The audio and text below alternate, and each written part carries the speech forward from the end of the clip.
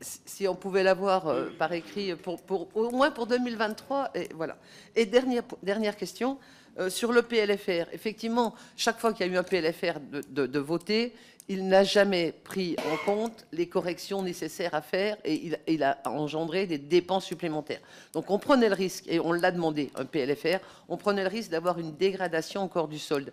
Mais la vraie question, Monsieur le Ministre, est-ce qu'il y aurait eu une majorité pour le voter ou on aurait dû le passer par un 49.3 ? C'est ça la vraie question par rapport à un PLFR.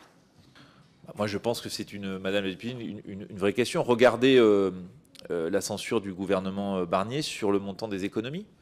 Et c'était, de notre point de vue, si nous avions présenté un PLFR, c'était un PLFR avec des économies. Donc elle était, de toute façon personne, on ne le saura jamais, j'ai envie de dire, mais est-ce qu'on était en capacité d'avoir une majorité pour faire des économies dans un PLFR?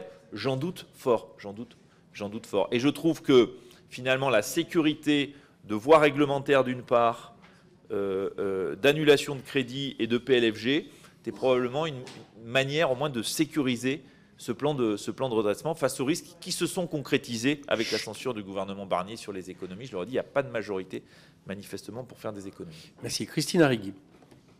Oui, merci.